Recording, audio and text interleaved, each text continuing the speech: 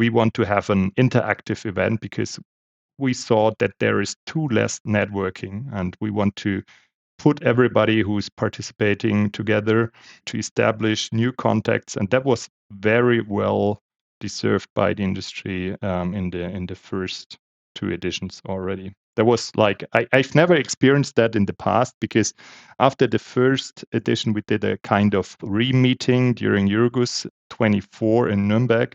And well, I have a 100% reply rate of the participants. So everybody who was part of the first executive circle was part of this meeting during Euroguss. And I've never in my career experienced that before.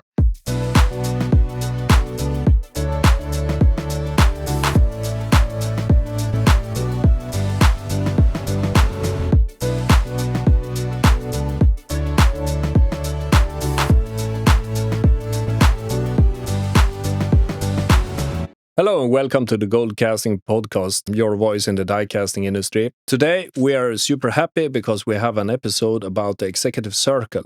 And we are going to go through a couple of findings per episode. But more important, we have the man of the hour, Mr. Boss, Christopher Boss here, working for the Euroguss.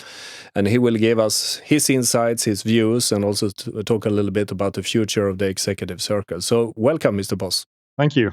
Hi, and welcome. So we know you quite well, but for the last few who don't know you, can you give us a quick introduction of yourself? Well, I'm working not for the die casting industry, but I'm with Euroguss for, now, meanwhile, 10 years already. And I didn't have anything to do with die casting before. I was doing a deep dive into die casting industry when I started in 2016 by overtaking Euroguss. So meanwhile, my fifth or sixth Euroguss, and we are also doing Euroguss shows abroad. So where I'm also responsible for. So we are together with my team organizing the Euroguss show in Germany every 2 years, but also shows in Mexico, in India, and also in China.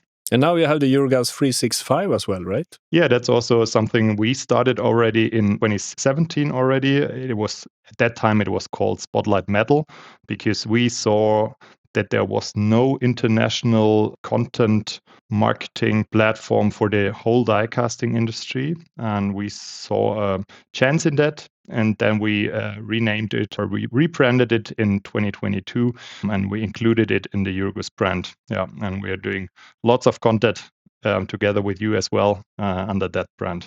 So it's not only about trade fairs anymore, it's about the full marketing package. Yeah, that's something we are also discussing internally, because, in the past, it was like exhibition organizers were mainly known as the organizers of exhibitions, and that was at least 3 days a year or every 2 years. But when we took over Euroguss, we said, okay, that's not enough. We need to do a deep dive into the market. That's why I said deep dive, because we need to be present at every show, at every conference, to understand what the market really wants. And that's something we can develop our exhibitions better together with the market. Interesting. But then you developed the executive circle. How is that linked to Euroguss? That's a brilliant question, because I had the idea of organizing such an event already a couple of years ago, because there is a similar event in the beverage industry. And when I saw this concept, I thought, okay, that might also be interesting for the die casting industry. But I never had the chance to launch that. But in 2022, Mr. Messer, who is also very well known in the industry, I guess, said, okay, we need to talk more deeply about some different topics. And there is no exchange for executives of the industry, because if they are going to the Euroguss show, they all want to talk to their customers. They don't want to talk, or they don't have the time to talk about strategies, about the future of the industry. And we said, okay, that might be a chance to establish a new format, because of course, there are lots of formats, technical formats, but technical conferences everywhere in Europe and in Germany. But we said, okay, there is no format for the European die casting industry in general. And that was the start of the executive circle. And there's been a couple of occasions you have met now, right? Yeah, meanwhile, we're going to launch the third one in July. So we already had 2 ones, which were both in Germany, and the next one will be in Italy. Great. Yeah. I like to go to Italy. Yeah. Who doesn't like going there? Yeah, I think it's not only a great place for vacation, but also for the die casting industry, even in North Italy. Yeah, but if we can combine, I mean, why not? Yeah, that was also the idea why we have chosen Italy, because, like I said, it's a very important part of the industry, even for the Euroguss brand, because we have lots of exhibitors and visitors from Italy. But we want to combine this Italian lifestyle together with business, and we have chosen, from my point of view, very attractive location for that event as well. Who is attending the executive circle? Who's the typical man or woman going there? Well, the typical person visiting the executive circle is somebody who is from the executive or from the C level, because we say, okay, there are a lot of, like I said, lots of technical conference addressing technical topics, but we want to talk about the future, talking about tomorrow, but maybe talking about the day after tomorrow. That was the main idea, talking about the strategy and about how to maybe also collaborate within the industry, within the European die casting industry, to be even stronger globally. So C level, meaning managers of Absolutely. quite some height. I mean, these are important people in our industry, basically. Probably yes, but not only like also from die casting foundries, but also from the whole value chain of the European die casting industry. So like the same mixture we have at Euroguss. So it's like the die casting foundries, but we also have had participants from OEMs, also from universities, but also from suppliers and from die casting industries, of course, from all over Europe. So the first two meetings has been pretty much defining where the industry is via a number of different discussions. Is that right? That's right, because we were working together with the Future Institute, which is probably well known. They have nothing to do with the die casting industry, but that was also the main idea, just to get somebody on board who is not involved in the die casting industry, but who's knowing much about the future, or well, nobody knows the future, but they might have theories about how the A future better guess, at least. Yeah, they're guessing and they are developing these mega trends. And the idea was to create a kind of scenario analysis and just to give a vision for the European die casting industry. And that was part of the first executive circle together. We did some workshops before that, and well, the main goal from the early beginning on was that we don't want to have lots of presentations.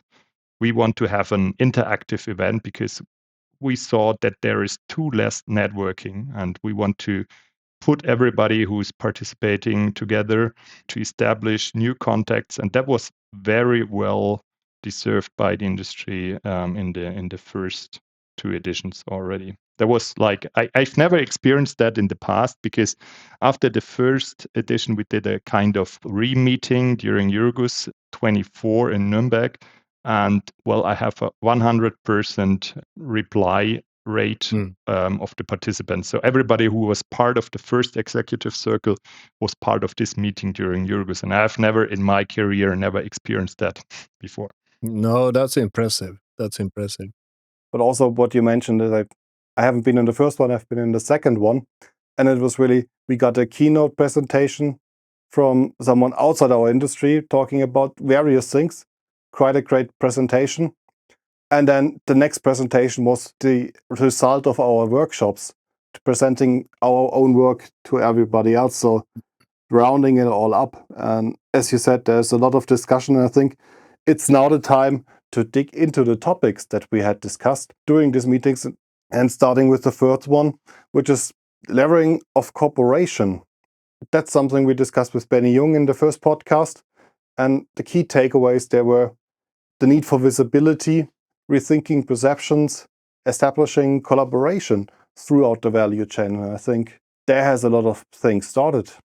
Absolutely. So, well, of course, we are only providing the platform for these collaborations, but of course, the industry needs to take the chance to collaborate. But what I've heard from some of the visitors, there were lots of collaboration already ongoing in different projects. And one comment I found very interesting was, okay, there was one company which was based very close to the other company, and they even did not know each other before that event. And well, they are now talking about exchanging more information about also like how to get new stuff on board. So if we're talking about young people, how could we convince them for the die casting industry? That was also like another part of also of the podcast. There was even discussed about collaborations in that kind of field, and so lots of topics were discussed, and I think are still going on. Probably. I don't Yeah. think they just went silent after you closed the books on those acquisitions. Then we have the employer branding with Mr. Carsten Koenig. My takeaway on this was that I was deeply impressed. The way that company Grob has worked with the apprenticeship and how it has developed. It was two things that really stuck out. Of course, they had a beautiful process. They were giving people an international outlook by moving them around during these years. But the fact that they needed to be very swift in transforming from before COVID and after COVID, that what happened was that then the number of applications just dropped after COVID because the kids then were sitting at home, doing TikTok. So when they had actually a hard time to fill the places. So the first year, I think they only had 30 out of 100. And that was a big problem. And they turned this around in 12 months. I thought that was very impressive. The second thing, which is even more, is that they work with this freedom under responsibility thought. And the way I know the die casting industry is that it's pretty strict, pretty hierarchies are well known. You don't do too many things. But in this program, they actually want the participants, the youngsters, to publish their own videos from work, from free time, from hobbies, whatever they do, but also including the brand Grob. And I mean, I don't know if I trust my own kids, and they are that age. So that must have been quite a discussion among some certain German executives before they actually released that program. But I was deeply impressed. I don't know how you feel about it, Fabian, but... No, it was impressive, especially going in such a quick time from minus 20% what you need to plus 25% from your target. And the videos, they are cool. They're not talking about, hello, we're a Grob and we do CNC machines.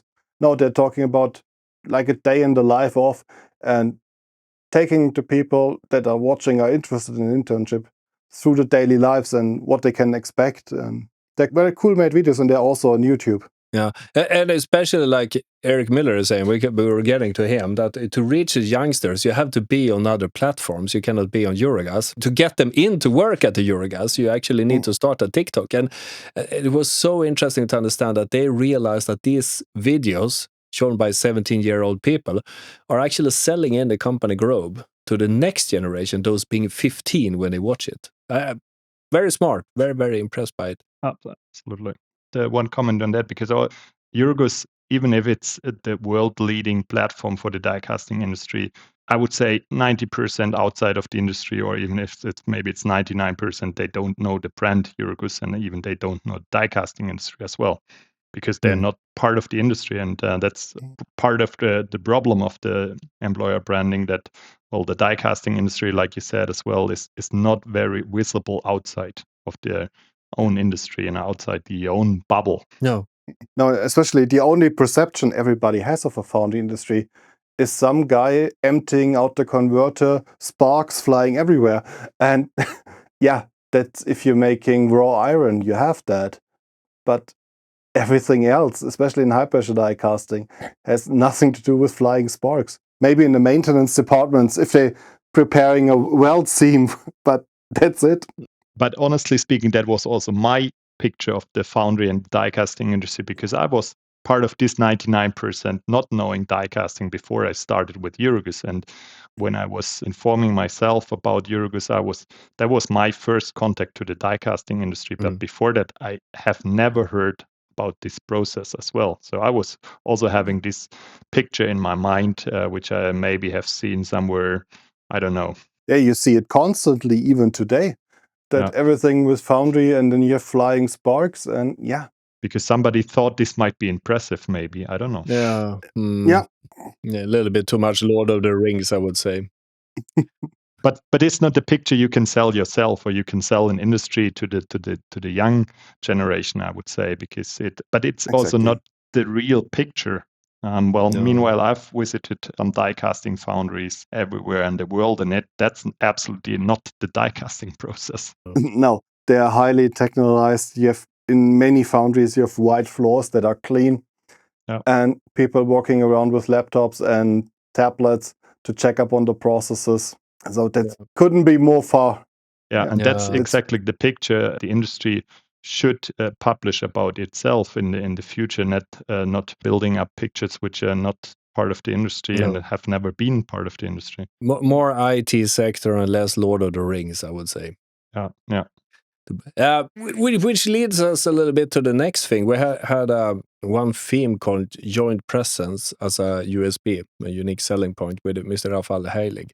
And we ended up talking about digitalization more. And he took us on a journey. And I'm not saying that all the software from Mr. Heilig will solve all problems in the foundry industry, but a great part of it, DFX programs, for example. And when we started to reason about this here, and we put it into a perspective after recording this podcast episode, we saw news about chatbots for alloy knowledge. We saw more and more about machine learning now around gigacasting and so forth. So we start to realize, me and Fabian, that there's a great digitalization wave coming here. But one of the things we discussed with Mr. Heilig was, okay, if there's a digitalization wave, who can embrace it? And here it goes a little bit darker, that many founders out there are mom and pop shops. They got 4 or 5 die casting machines.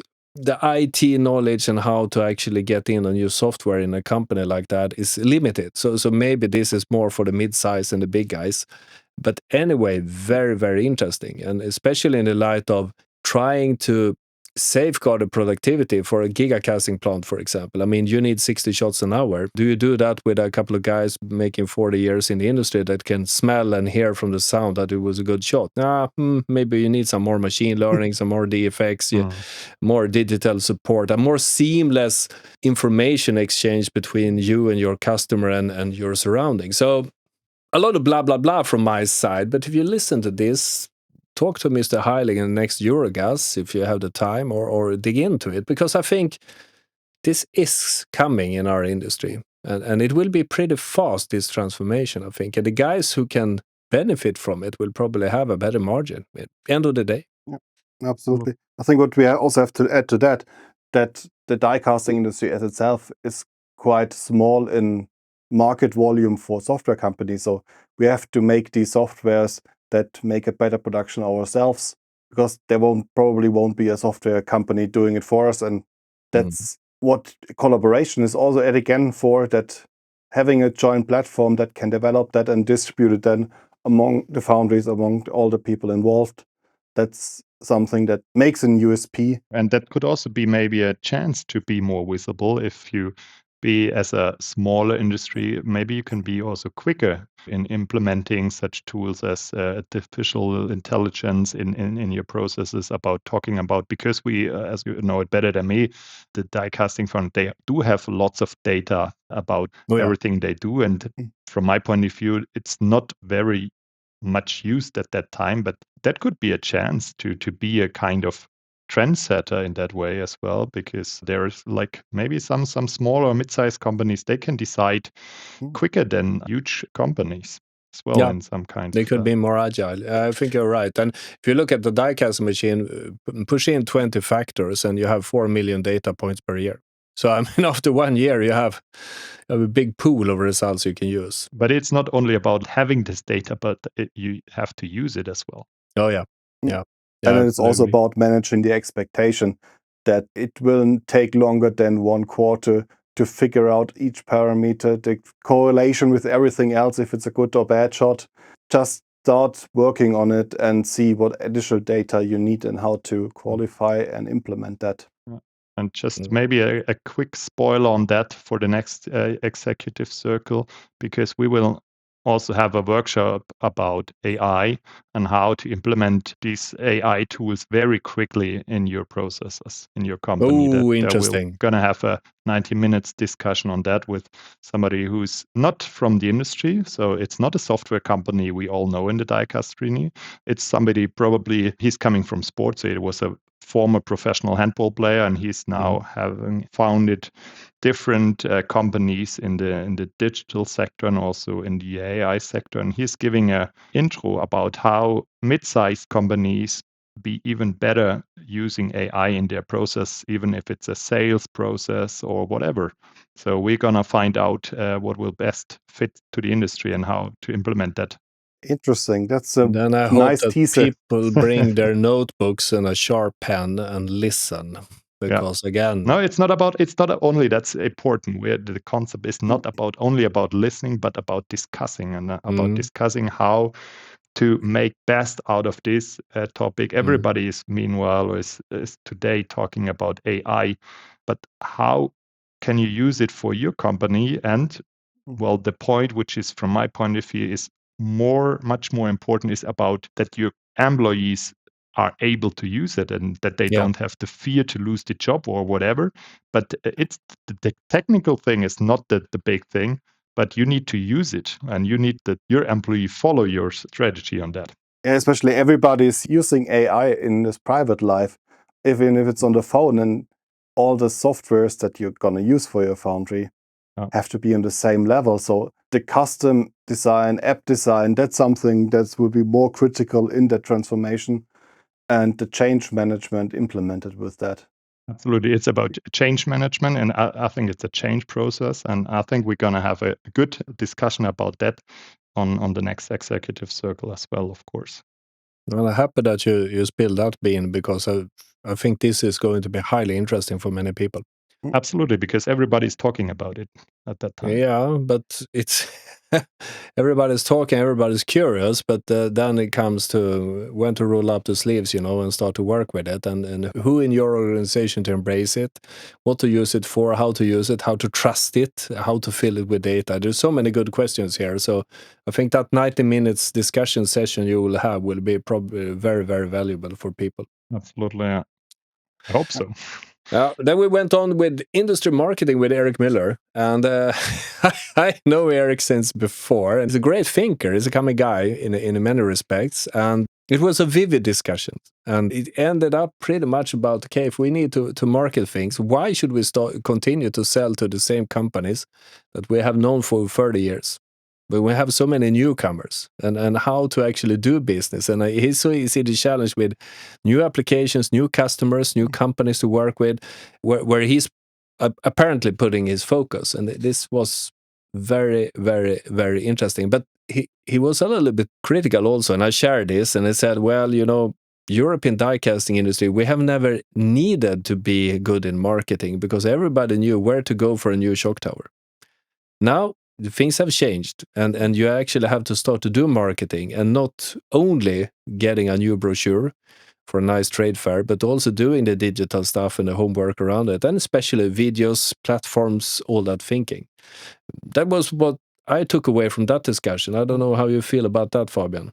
No, it was basically what you said, that we have to have a multi-platform marketing strategy, one designed for content marketing to show what your company can deliver as a value and get the attention of your ideal customer, because you probably know 2 or 3 companies that you want to target, but there are probably like 30 more needing the same service, but they don't know you, don't know them, and you have to be out there visible. Another thing is what we have with the employer branding. That's a different digital strategy, and combine that with going to schools, and the visibility is something that's missing, and I think we still have a long way to go in the industry. We're starting to see the first flowers popping up, but still there needs to be more work. But absolutely, that I think you have good examples in the die casting industry for every field you were talking about. So, but there is like a long way to go, because also when I started with the die casting or with Euroguss, I was looking at the websites, and at that time was very like, let's call it shocked about they were the websites in some ways were looking like out of the 90s. But that's exactly what you mentioned, Fabian. That there was no need to be visible because you had your customers, and I think that situation changed within the last years. Yeah, but they look like from the 90s because they were made in the 90s, Probably yes. Yeah, but you see, it's still today. Many websites still we got a modernization, but they're still the same structure how you build a website in the 90s, just now in a better look. And then it's basically for them just a platform to upload some PDFs if they're looking for a new job, without knowing that if you upload a PDF, usually the crawlers for the job sites cut it out, and then you'd have zero information. That was also a little bit Eric Miller's point, that you can have a nice website, but who goes to a website? I mean, my kids go there to buy things if they have to. They cannot do it on the cell phone. They create a curiosity you have done somewhere else. The website is more a portal of, downloads or more facts. Where do I send my application and addresses and stuff? So yeah, for employer branding, you're right, but for content marketing, it's the point of contact. It's your library, basically. Yeah. That's exactly the point why we started Spotlight Metal or Yoga 365 to be visible by good SEO marketing outside of the industry. So somebody who's searching for an alternative production process. Maybe the person have never thought about die casting, but that was our goal, to make the industry more visible outside the bubble as well with the content marketing.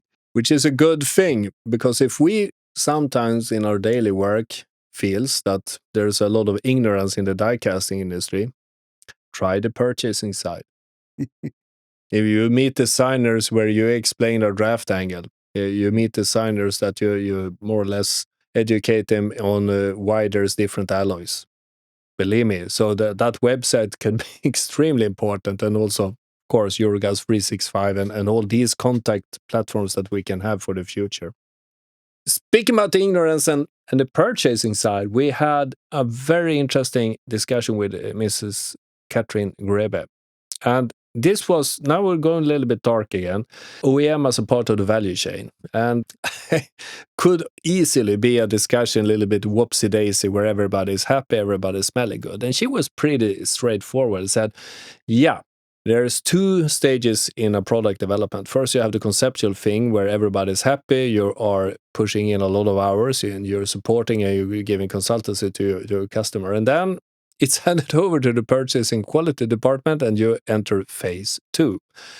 Then you start on a blank paper again, and then it's only price, price, price, and price. And all the value of the services provided is already regarded as pretty much zero. So that discussion was very refreshing. I don't want to sound like a union leader here in some way, but you had a feeling that, yeah, you might wish if you're sitting on a nice OEM, but maybe you have to do a little bit work and risk, put a little bit skin in the game. So agreements. Now, Mrs. Grebe from Germany, but I understand it perfectly well. It has to be some Ordnung, and the agreements has to follow from the conceptual thing into the industrialization and SOP, start of production.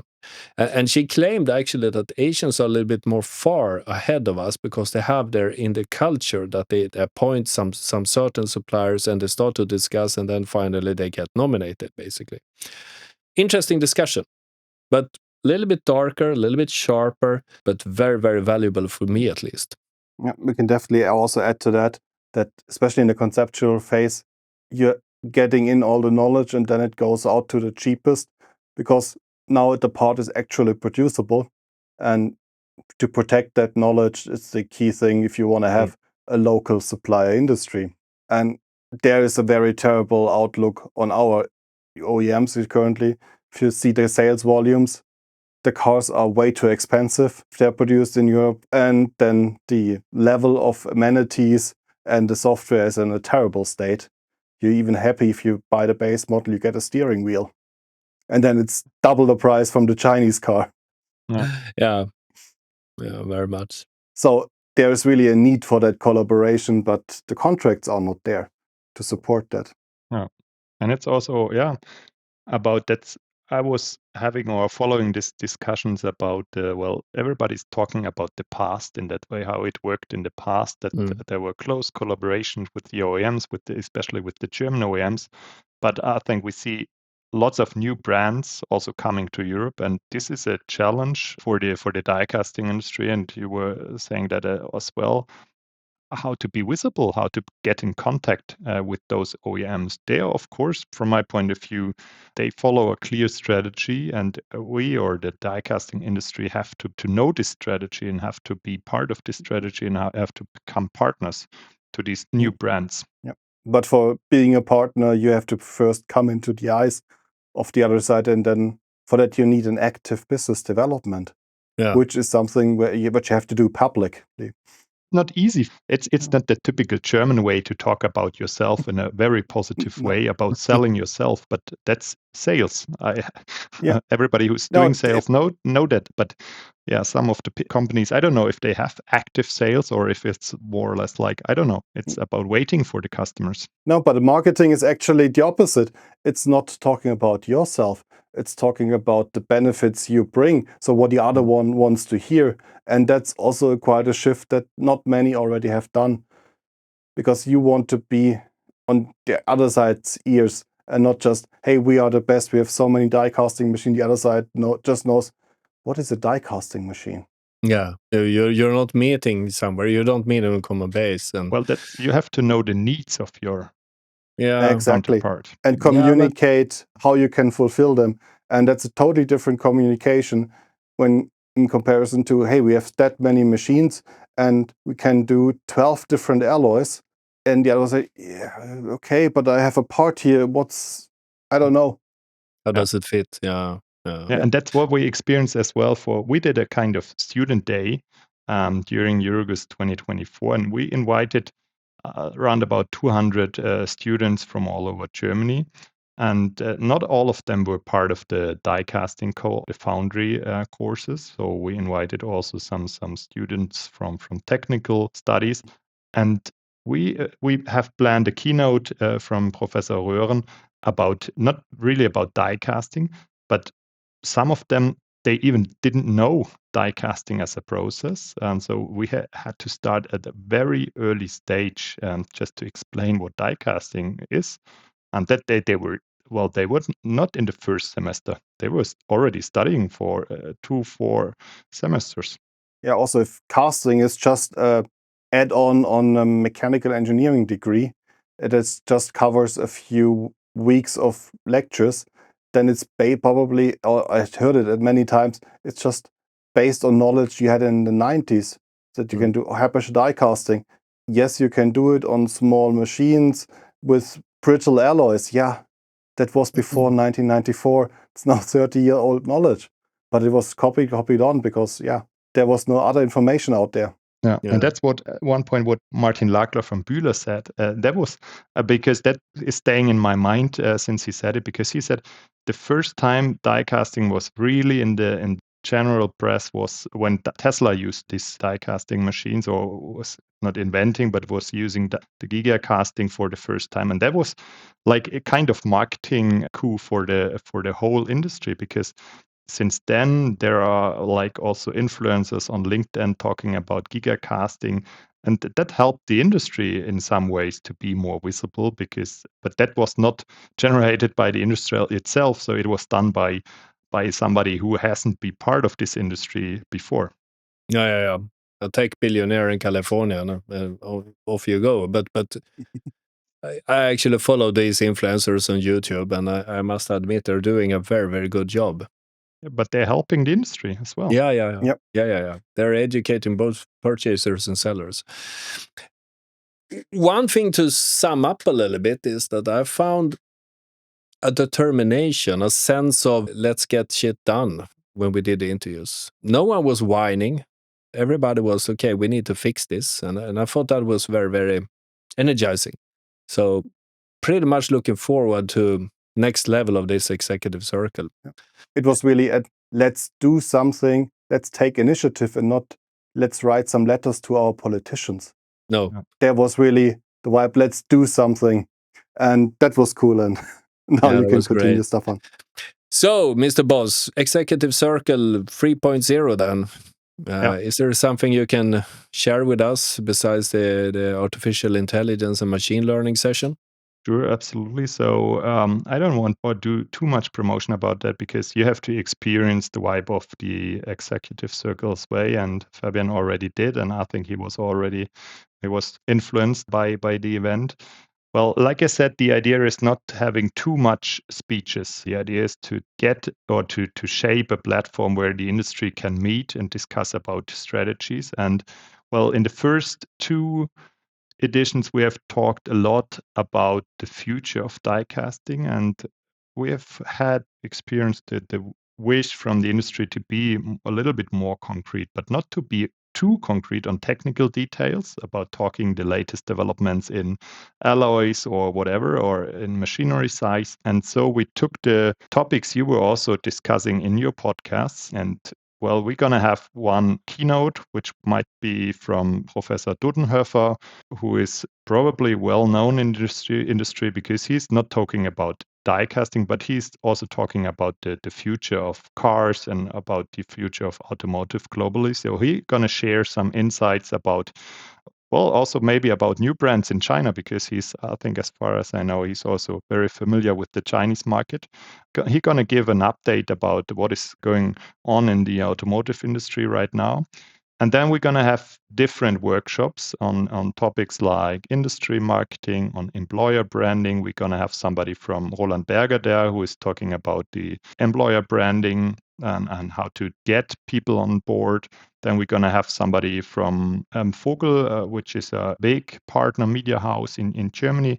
And well, it's a lady, and she's going to talk about how an industry can market itself. She's going to bring lots of success stories from other industry, and the idea is to learn about other industries. And then we're going to have also workshops with Professor Dudenhöffer, so the participants will have the chance to discuss with him in at least 2 workshops. And on the second day, we're going to focus a little bit on India. So we are going to have Prasanth Firodia as a keynote speaker from Jaya Hind, and he's also part of Fos Motors. He's also a president of Alucast Association, the Indian die casting industry. And he's gonna talk a little bit about India, but also he's gonna give an outlook or how the world is looking on Europe because we are already always discussing how we are looking to the other side of the world, but it's from our point it might be interesting to see how somebody from another part in that way from India is thinking about the future of Europe, because he was already investing in Europe. He has a plant in Germany as well. Very interesting perspective. This outside in, I mean. I think it's great that you get the mirror and the state from an outside view. And the other topics will also be quite needed. So I'm really looking forward to that. Yeah, absolutely. And also the discussion with Mr. Firodia will not be like a typical keynote speech. We're going to put a chair on the stage so everybody can join the discussion as well. So it will be not I'm always saying that's 90% of the conferences are still like that somebody's sitting or is on the stage and he tells about his or her experiences, but there is so much knowledge in the room, and we're trying to make the most out of this knowledge in the room, and therefore we are providing a platform for discussion in a very nice surrounding. And it won't be too big, so we're going to expect around 70 participants, like I already said, mainly from C-level, from all over Europe already. And we have some very good applications already, so we still have some places left. So this was the promotional part. That sounds like a perfect combination. All this topic, all this room for discussions and exchange, and then collaboration combined with the Italian life culture. Yeah. Absolutely. It makes even me want to travel, and I don't like to travel. Yeah, you should go there. It will be amazing. So therefore, because we said it will be the Euroguss or the European Executive Circle, so we are focusing on Europe, and therefore we did the first 2 editions in Germany, and that was also like a kind of not idea, but it was a statement of a former participant, and she said, "Why do you only do it in Germany if you want to be a European event?" So we decided very quickly to move to Italy or to have it in Italy, because we all know how important Italy is in the die casting industry. Yeah. One thing that is very important in our industry is actually Euroguss. And you're doing great stuff. It's not only trade fairs, it's the Spotlight Metal becoming Euroguss 365. It's the transformation into a marketing. I wouldn't like to say tool, I would like to say a platform. So could probably talk for hours. I know that you have other things on your agenda, Mr. Boss. So we are grateful to have you here, and very thankful for this discussion. And at least I am looking forward very much to see you again in July at the Euroguss Circle. Thank you for having the chance to talk about our brand. But we do not still only call it Euroguss exhibition. We are also internally talking about the brand Euroguss, because we want also to help the industry to create a platform for the future. So thank you for being here, and I'm looking forward to see you. Thank you. In see Italy. you soon. Yeah, great. Thanks. Perfect. Thank you. Don't forget to subscribe, because we now finished the series about the executive circle, and maybe let's restart that after the executive circle to see what the next iteration will be. Yeah. So see you in Milano. Bye. See you soon. Ciao. Bye-bye.